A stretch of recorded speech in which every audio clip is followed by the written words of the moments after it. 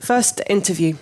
It's June 2023, and I'm sitting in a nondescript office room somewhere in the north of Iraq, the Kurdistan region of Iraq, on a cushion on the floor, just outside one of the largest Yazidi refugee camps. Opposite me, on the yellow couch, is a young woman. Her body language is stiff, she's guarded. I ask how she would like her name recorded. Just write my name as EQ, she says. We agree that her interview will not go in the archive and that I can only use quotes if she approves them. She doesn't want to be photographed. The translator, Myrin, tells me, EQ has asked how long this interview will take. I shrug, I keep my expression neutral, and I say it can take as much or as little time as you want. It's up to you, whatever depth she is willing to tell her story in. Myrin, the translator, tells me, EQ says the last interview she did, it took 9 days, which was scary. When our interview begins, EQ's responses are staccato. They're focused on places, dates, the time of day that she was moved from one Islamic State holding centre to another. I come to learn that this is the format of the legal interviews that the Kurdish regional authorities demand repeatedly to prove that you were a survivor of Islamic State before they will approve a survivor's legal compensation claim. 11th interview. Another young woman who decides on the pseudonym Safia. She's already tiny, but somehow makes herself even smaller in the corner of the couch. She's happy to be photographed as long as she cannot be identified. And she doesn't want to be on social media anywhere. As we are discussing what the interview will cover and that she's free not to answer any question that she's uncomfortable with, I say that she's in control about this. About 3/4 of the way through the interview, she pauses. I will tell you the rest of my story, she says, but it's off the record. I don't want it in the archive. 6th interview. Another small young woman, but more open, curious, and she has a very quiet smile. She sits next to me on the cushion on the floor. She's happy to be photographed, and she gives me her full name, Hadia Ali Haji. Unlike many of the others, she does not mind having her story published, including on social media. Hadia is confident in telling her story, and in fact, I barely have to ask her any questions. She freely tells me some things which, a year later, she asks a journalist not to print. 7th interview. I spend 6.5 hours talking with Nazo, who is a real firebrand. She does not want to be photographed. A couple of days later, Myrin, the translator, forwards me a voice note and translates it into English for me. There is something in the interview that Nazo's husband wants taken out. And also, I must include her phone number in the archive alongside her testimony. Nazo says, if no journalist and no scholar can contact me to ask any more questions, what is the point? These interviews were part of a research project funded by the Arts and Humanities Research Council, which focuses on Armenian and Yazidi women who survived what I'm calling genocidal captivity. During the genocide of 1915, some Armenian women were not killed, but instead were taken into Turkish, Kurdish or Arab households to become wives, daughters, servants and sex slaves. About 100 years later, in the summer of 2014, Islamic State invaded the Sinjar region of northern Iraq and took around 7,000 Yazidi women and children captive, those who did not manage to flee north into the Kurdistan region of Iraq. Those Yazidi women were sold to and passed around Islamic State fighters as sex slaves and as servants. 100 years apart, and in much the same region, the parallels between these two cases of genocide are striking. In the summer of 2023, I travelled to Iraq and gathered 15 testimonies from Yazidi women who had escaped ISIS. I took a photojournalist with me called Claire Thomas. The resulting interviews and photographs formed the basis for half of a comparative exhibition that Christine and I co-curated at the Wiener Holocaust Library last year. 13 of the interviews have also been deposited to form a new collection at the Wiener Holocaust Library. And I think that's really important because although Yazidi survivors have quite often been interviewed many times, multiple times, very few of those interviews are long format testimonies that researchers can subsequently access. And I was so happy to have it held at the Wiener Holocaust Library because it's one of the few Holocaust institutions in the UK that welcomes and supports research and education on genocides other than the Holocaust. More importantly, for me, the library approaches these comparative topics without hierarchizing or without relativizing. Projects on other genocides are only undertaken in partnership with scholars or charities who are experts in that field, and they're always research-led, nuanced, and they prioritise care. The library itself is a major concentration of Holocaust expertise and original archival materials. It's the world's oldest Holocaust archive, founded in 1933 by Alfred Wiener in Amsterdam. It moved to London in 1939 and has continued collecting Holocaust-related materials ever since, throughout the war, the immediate post-war, and then that constantly shifting post-war period. Our task this evening is to reflect on the library's long history of collecting, particularly first-person accounts, and our recent experience of curating genocidal captivity together. And more specifically, to reflect on the relationship of collecting institutions with communities that are currently or potentially vulnerable, whilst recognising, of course, that those institutions are sometimes of and in those potentially vulnerable communities. Through this lens of vulnerability, we'll discuss three aspects: the methodologies and ethics of collecting eyewitness accounts, issues of archival access, and our own research and curatorial approaches to these issues of voice, authorship, and survivors' control over the stories that are retold.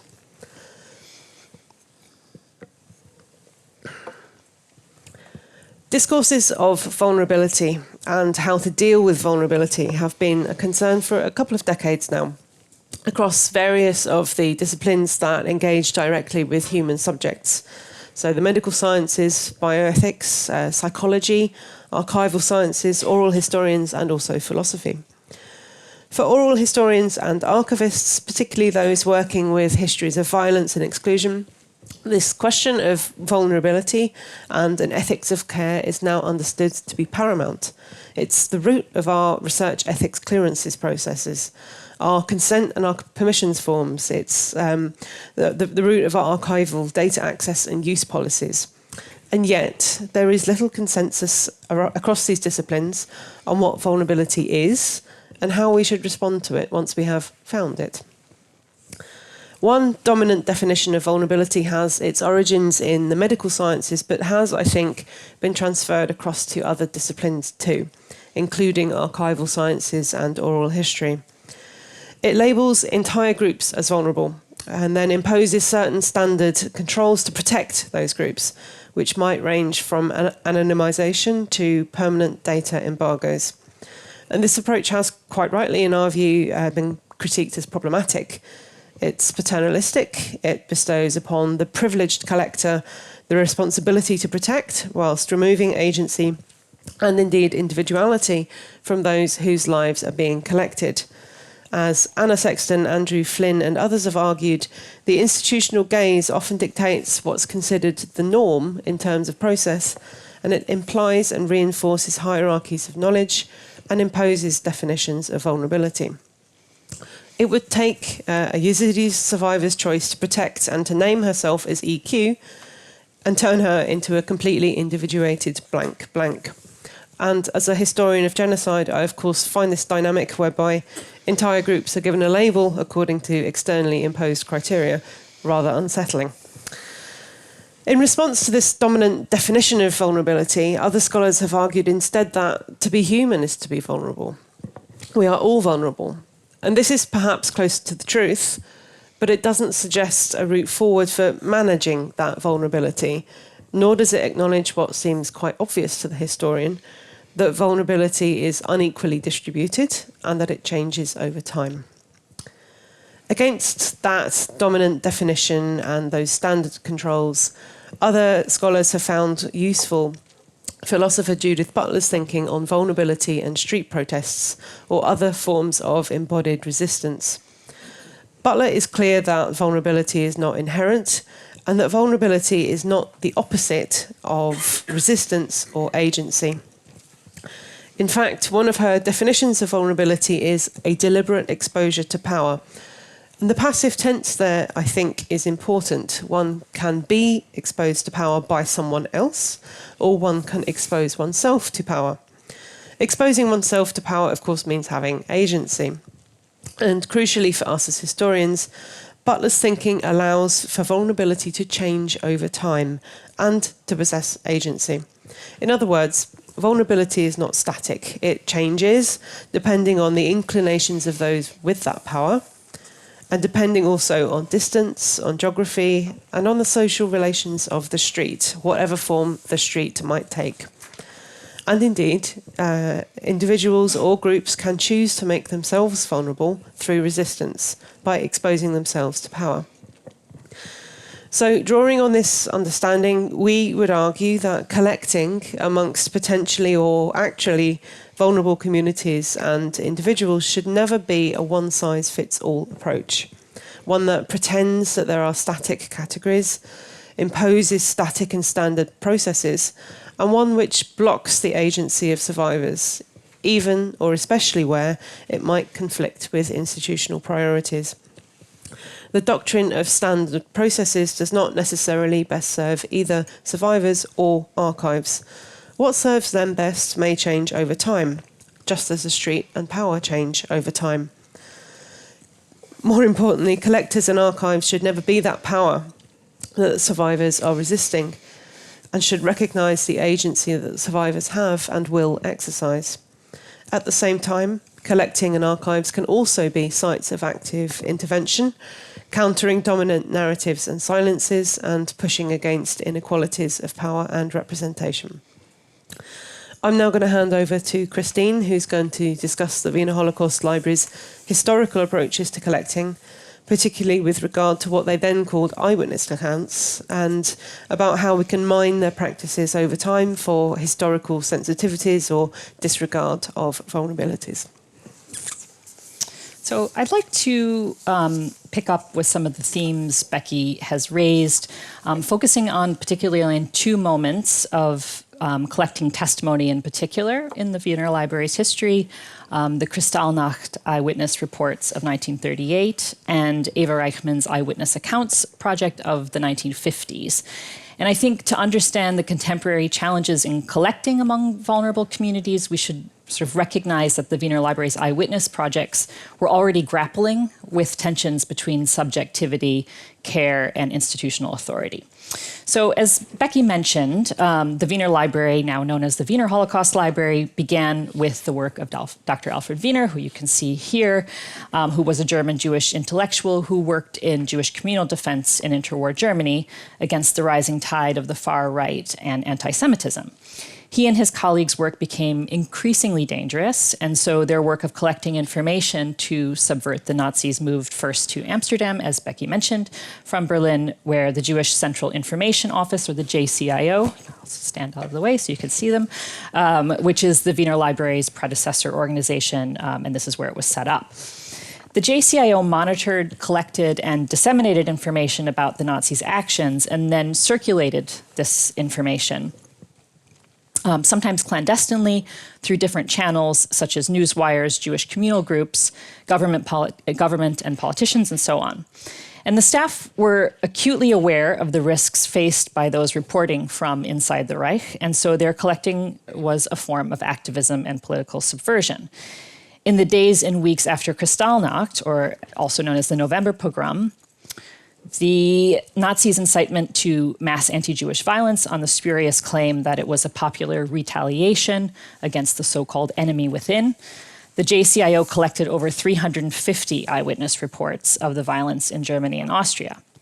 The reports, which were typewritten on a single-sided sheet of fairly thin paper, were often anonymized after having been gathered through face-to-face interviews, phone calls, letters, or copied from newspaper articles and intelligence that they gathered from other sources.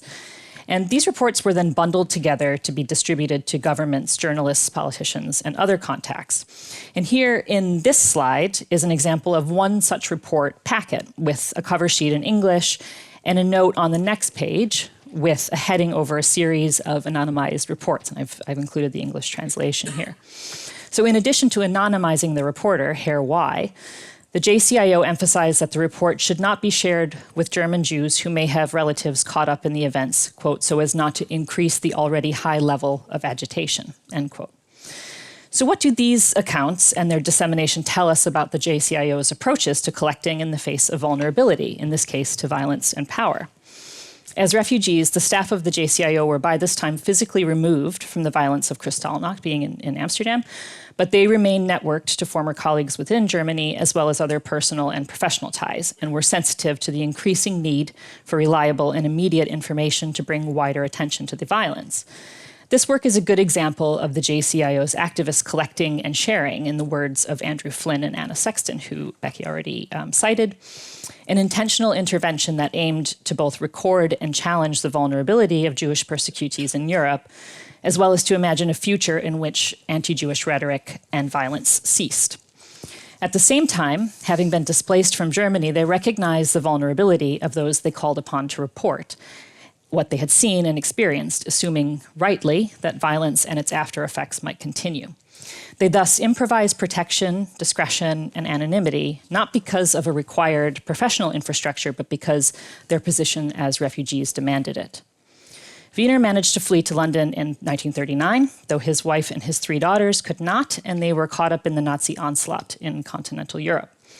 They survived deportation to Westerbork and Bergen-Belsen, but his wife died immediately after her release on a rare prisoner exchange in January 1945.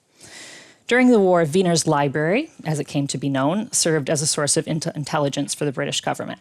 And after the war, it continued to supply evidence for war crimes and restitution claims. Then in the mid-1950s, under the direction of Dr. Eva Reichman, and here I'm coming to the second project, the library's first director of research and also a German Jewish refugee, the library undertook its most ambitious post-war collecting initiative to date, a 7-year project to record eyewitness accounts from survivors across Europe, the United States, and elsewhere. The interviewers were themselves Jewish survivors or refugees, and many were women. And on the basis of an interview, reports were drawn up, typewritten, returned to the library, where Reichman corrected inaccuracies and further processed them. The interviewee would often sign off the jointly produced record, and then the report was categorized in a classification system that Reichman developed and indexed within a developing taxonomy of geographies, sites, experiences, and names. Now, I focus here on the process of creating this collection in order to highlight how Reichman and the team envisioned an approach to interviewing and archiving that valued the subjectivities of the witness and that understood the sensitivities in eliciting these accounts, which were often extremely difficult to convey. She saw this collection as a way to fulfill what she called an immense vacuum in the historical record created by the systematic destruction of Jews and Jewish documentation under Nazism. And she believed that survivors' memories, however subjective, contained truths that could not be recovered elsewhere. She said, and I highlight this here, only contemporaries can decipher the secret language of the period. And I think what is striking is that Reichman and her interviews articulated an approach to interviewing that strongly anticipates what we might now call an ethics of care. Obviously, this is anachronistic. They wouldn't have called it that at the time. In private instructions, she urged interviewers to maintain an appropriate non-coercive distance and to use, quote, psychological intuition, imagination, tact, and a certain friendly energy, end quote, to build enough trust that difficult memories could surface. Many survivor historical commissions operating during this first decade after the war drew on the methods of Herbenforschung, which originated in Eastern Europe in the late 19th century and developed in subsequent decades in what Laura Jokisch has described a distinct historiography of trauma. The commissions understood that the challenge posed by their simultaneously scientific and personal endeavor was that as survivors themselves, they could not always be impartial collectors, and that the witnesses' emotions, when recounting their experiences, were not always conducive to the extraction of objective facts. Thus, many survivor collectors and interviewers sought ways of negotiating historical objectivity and fact extraction. They recognized that there would be no facts if the witnesses refused to give testimony to unsympathetic or insensitive interviewers.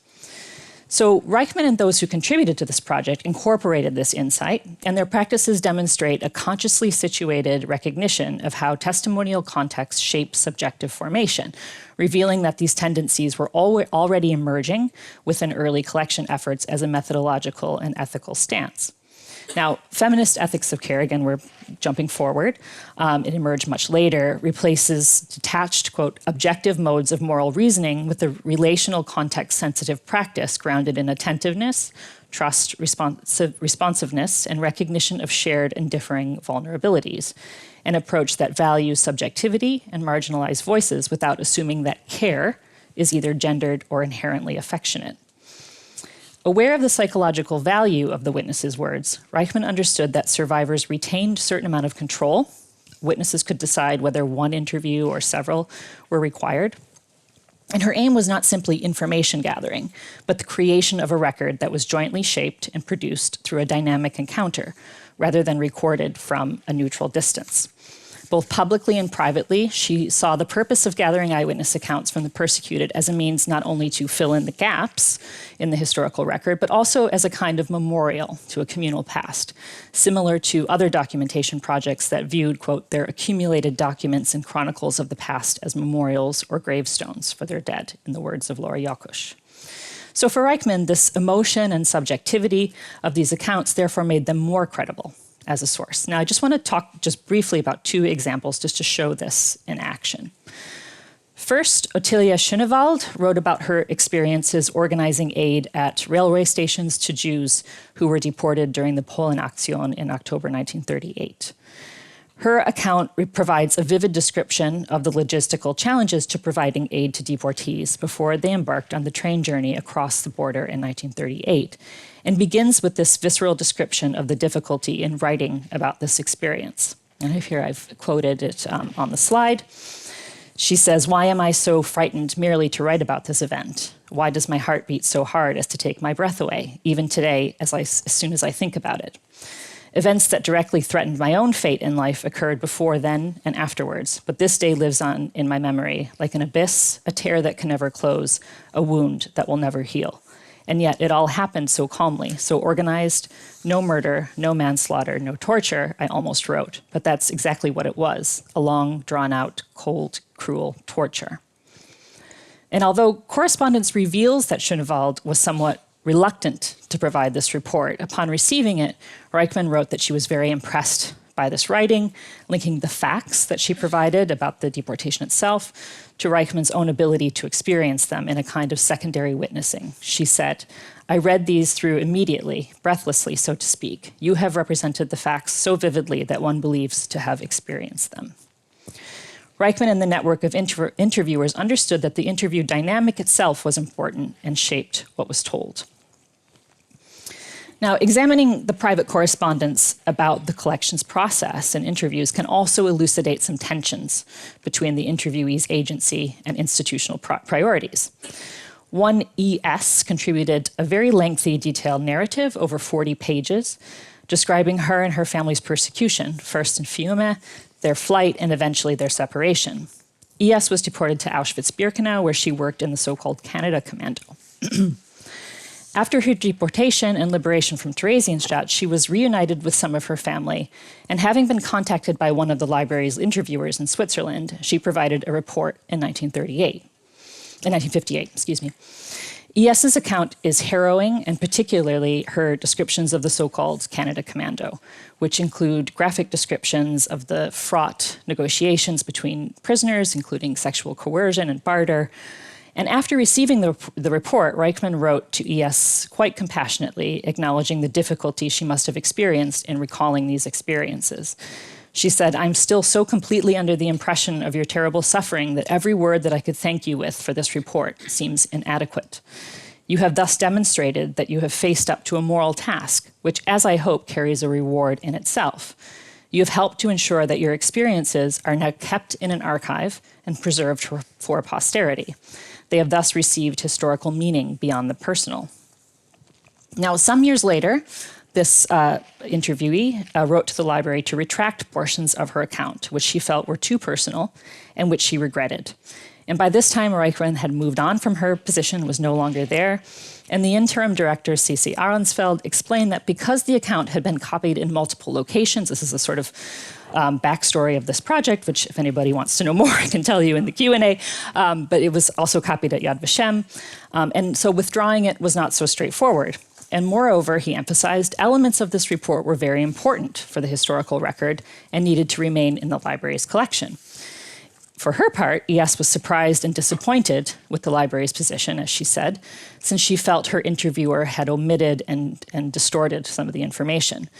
And therefore, she crossed out sections by hand and marked her report strictly confidential. And I've used her initials in deference to these wishes.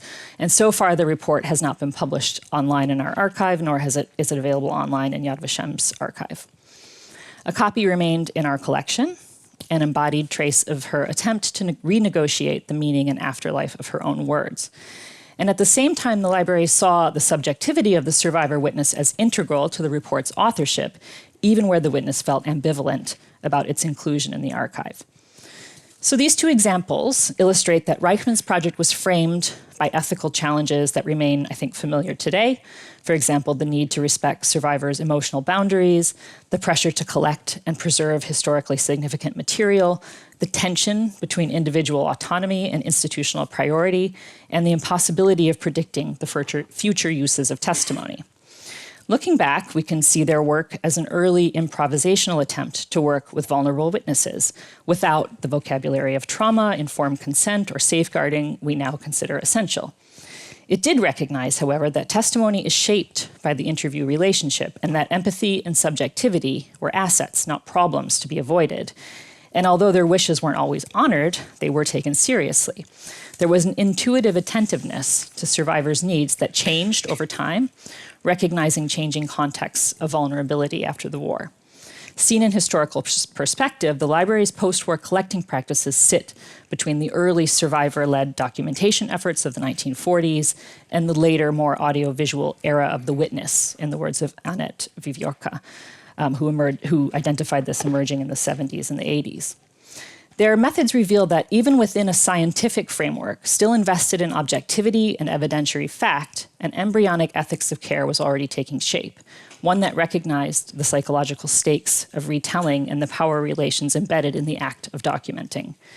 Rather than narrating a teleology of ethical progress, attending to these earlier practices, we think, helps us see how each generation of collecting has been shaped by its own understandings of vulnerability and responsibility, in part, but not only, due to the proximity of violence. These projects also show that vulnerability is not static, shifting with political conditions, distance from violence, and the changing infrastructures of how testimony is collected and circulated. And I think this historical sensibility, both in terms of the continuities and the ruptures, prompts us, I think, to return back to Becky, whose work with Yazidi women survivors shows how contemporary testimony collecting and archiving both inherits and transforms earlier models of relational, situated, and ethically attentive engagement. So I'm going to hand back to you.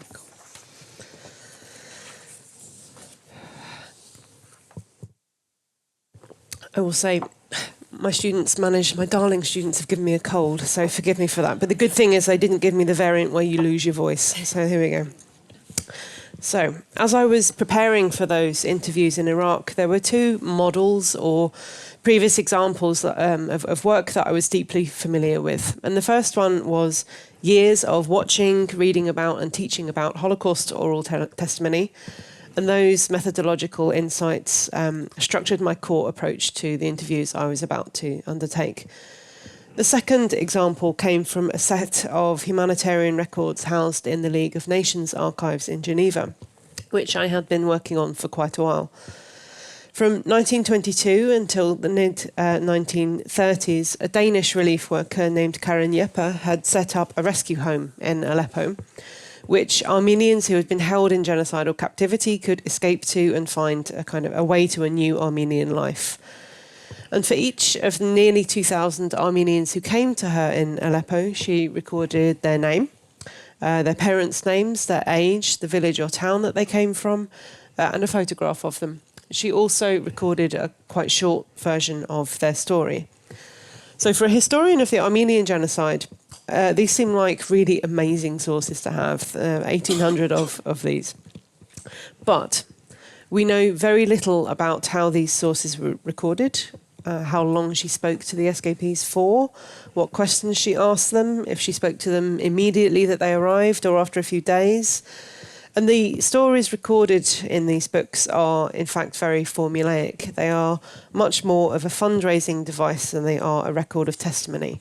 They are not the survivors' words. And the same goes with the photographs that you can see there. Some Armenians certainly would have been familiar with photographic studios, others definitely not. And some women were asked to pose in exposing ways or dress differently for publicity and fundraising photographs. So part of what I wanted to do with this research project was to rethink how this 1920s endeavour of collecting testimonies might be redone differently in the 2020s. I partnered with Free Yazidi Foundation, which is a women-led charity set up in the wake of the Islamic State invasion. In this particular refugee community, FYF is a known point of contact. It also provides psychological support services, so survivors could call on that after our interviews if they needed. They gave me an experienced female interpreter, and they checked through the general thrust of my questions and then invited survivors for interview with me. They gave me a private room for interviews, which you've already seen there. That was for if the interviewee preferred it. Interviewing in someone's home, as we know, can make them feel more uncomfortable, but refugee tents do not afford much privacy. Others, like Basi here, preferred to be interviewed where they live for reasons of practicality. She was looking after her mum and her kids at the same time that we were having this interview. In the interviews themselves, I aimed to allow the survivors to tell their own stories if they wanted to, if they were comfortable doing it that way. And I did not ask any explicit questions about the intimate violence that some of them endured. And that was in part to give them more control over what was said and what was not said. I think we as scholars, or people in the world, certainly kind of know the tenor of this intimate, brutal violence that Islamic State captives endured.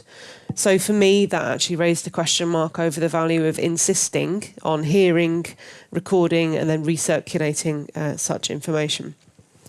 It would have also reinforced a dividing line in this community, whereby women who were not raped, who were only kept as servants, are considered lesser survivors, as kind of second-grade survivors, if indeed they are at all considered survivors. So while some survivors told me about the sexual violence that they had endured, others visibly relaxed when they were told that I would not ask, and others still clearly felt able to open up about their own marginalisation within the Yazidi community. I want to make the point here tonight that a cut-and-paste consent form designed by and for settled Western communities and deriving in large part from medical contexts is neither sufficient nor necessarily appropriate for individuals and communities who are or may again become vulnerable. As Aidan O'Neill, another photographer colleague of mine who works with genocide survivors, has argued, consent is not a checkbox, it's a conversation in motion. So I prepared my consent forms and my information packs partly to get through the ethics clearance at Royal Holloway, but we did not use them. And I did advertise this to Royal Holloway, just for the record. Instead, what we did was we start out the interview by taking as much time as we needed, nearly an hour in one case, to discuss the project, to discuss the aims of the exhibition, to describe the purpose of the archive, what it was. I showed them pictures of the Wiener Holocaust Library on the laptop. We answered questions and we noted down preferences. And we then recorded those consents verbally on tape. And I'm really glad that we did it this way, because as scholars working within refugee studies and Indigenous studies have pointed out, paperwork can be incredibly off-putting for those at the sharp end of the international refugee regime or indeed colonial states. In Iraq, certainly, the runaround of, and I mean that, the runaround of paperwork and bureaucracy is usually an overt denigrating exercise in obfuscation and the display of power, rather than something, at least nominally, supposed to enable governance and signal some kind of accountability in the contract between government and citizens. Equally, not everyone is literate, especially rural women in non-Western contexts.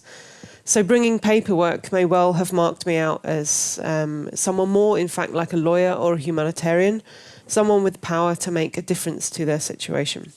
So, depending on our context here, standard consent forms may well be well-meaning, but they can also create the opposite of a reassuring atmosphere. I also quickly found that my notes on the survivors' consents and wishes were exploding outside the lines of the table that I had made for myself. And this was for two reasons. And first, interviewees had their own individual and sometimes quite unexpected requests. For example, Nazo's insistence that her phone number be included in the archive, or Sophia's decision that part of her story should be off the record. But second, these checkboxes are incredibly reductive.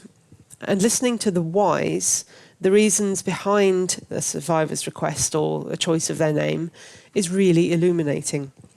These conversations can indicate how survivors try to manage their own vulnerability and when they have decided to expose themselves to power anyway, and why.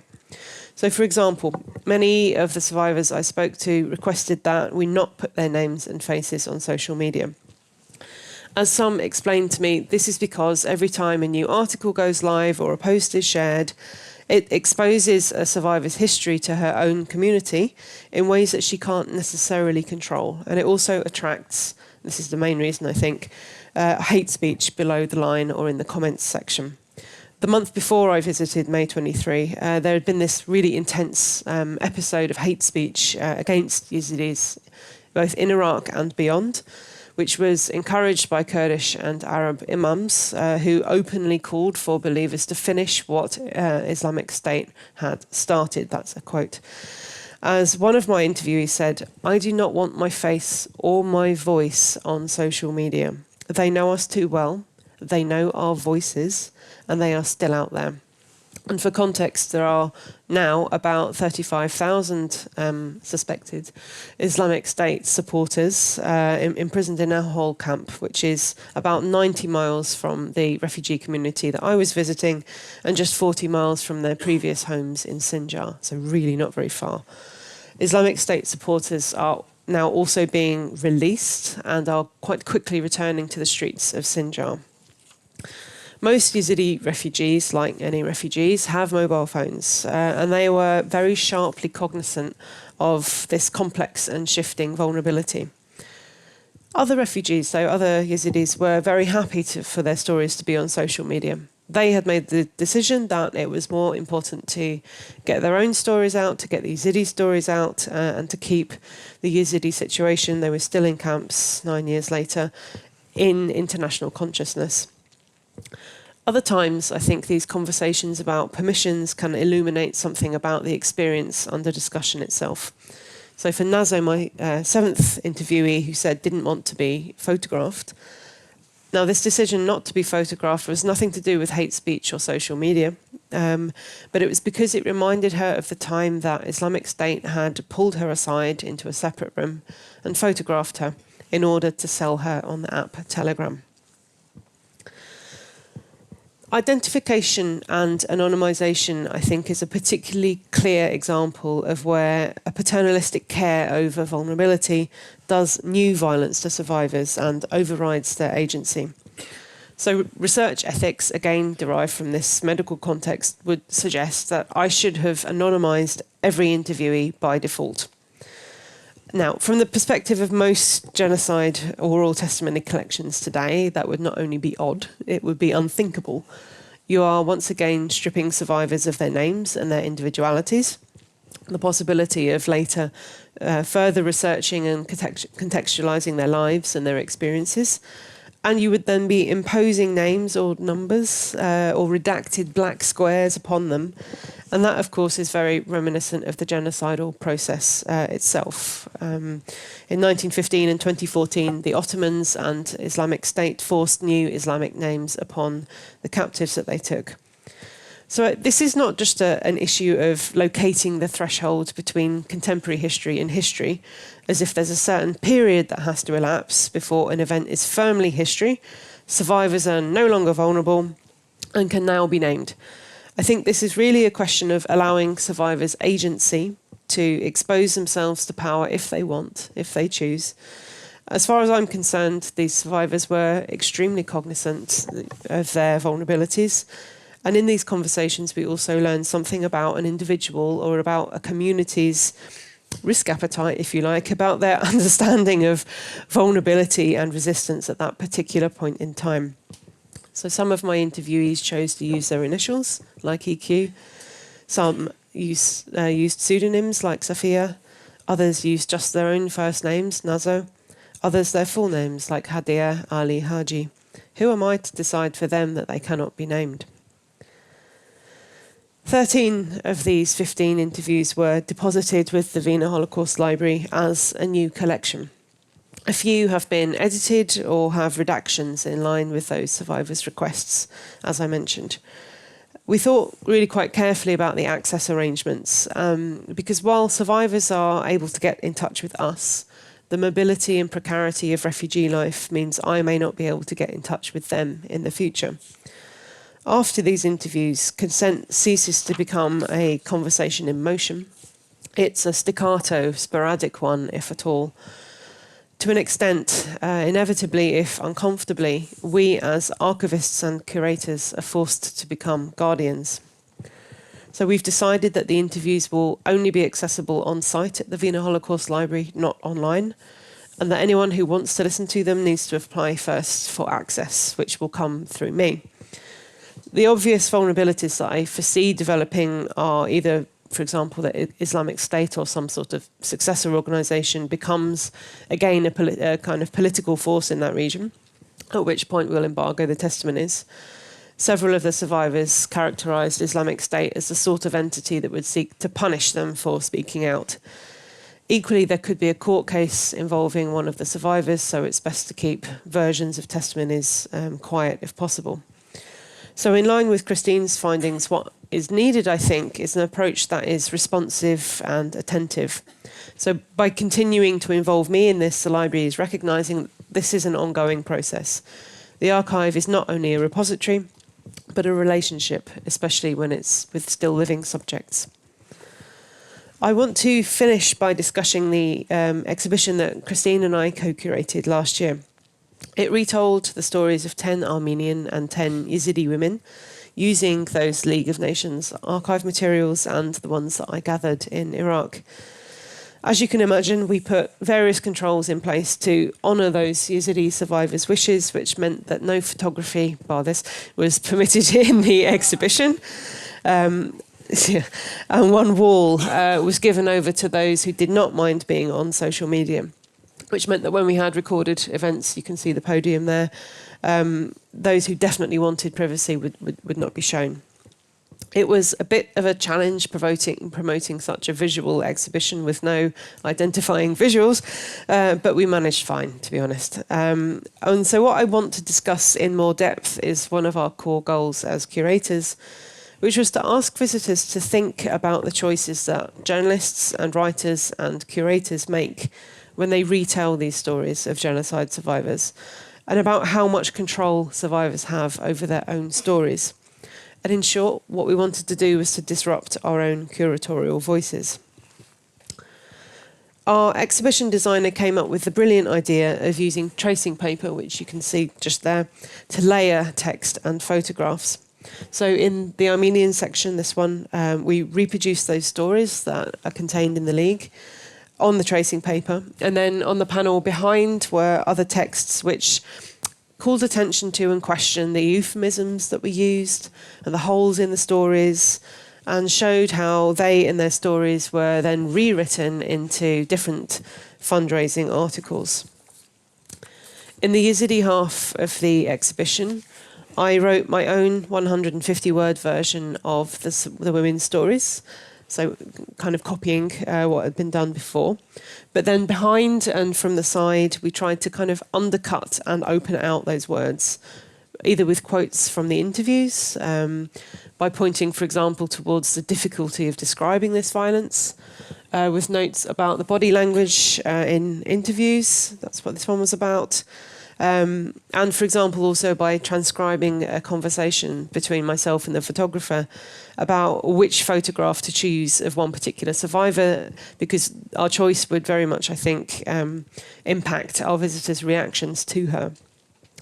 And finally, at the top of the paper, between the survivor's name and their picture, we included a quote from that survivor, which in some ways called into question the entire project. In some cases, they hint at present vulnerabilities. In each case, the survivor nevertheless wanted to speak.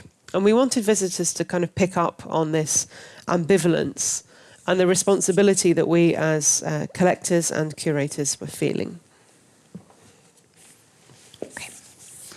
So to conclude, I think what our historical and kind of contemporary examples show, if you sort of take them together, is that vulnerability has never been fixed, nor a label that can simply be applied to particular groups by another.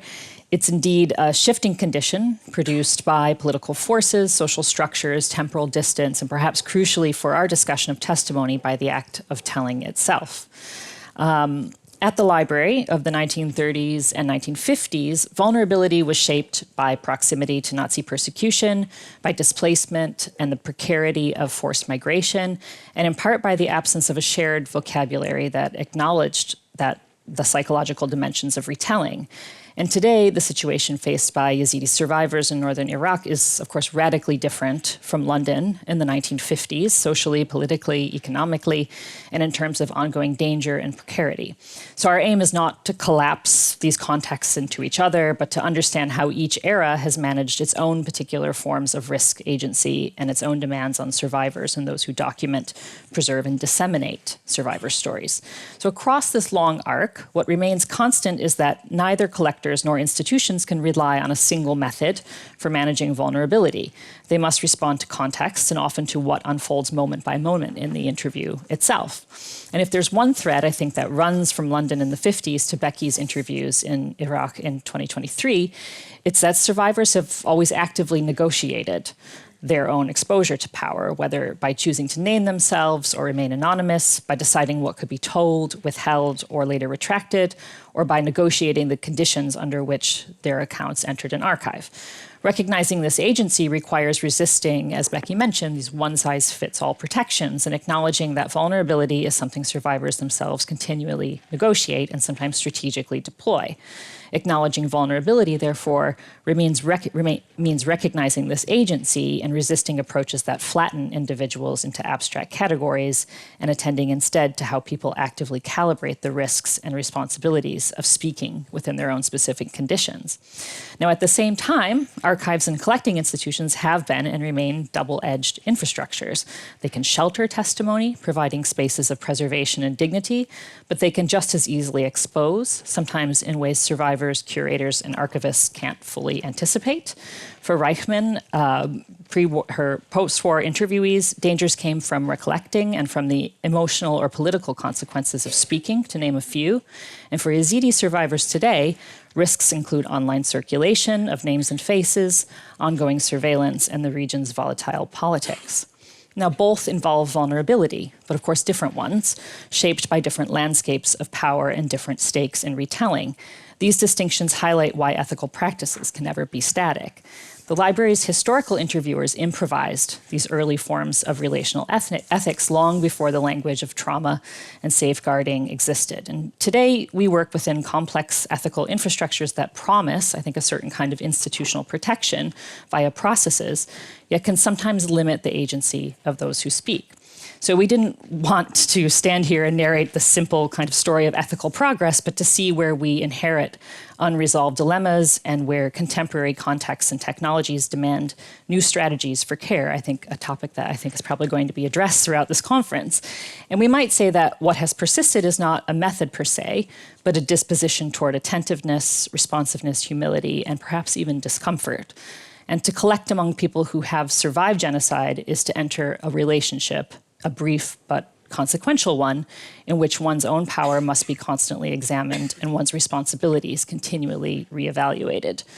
The afterlives of testimony stretch far beyond the moment of collection. They accompany the survivor, the interviewer, the curator and archivists, and the institution across decades.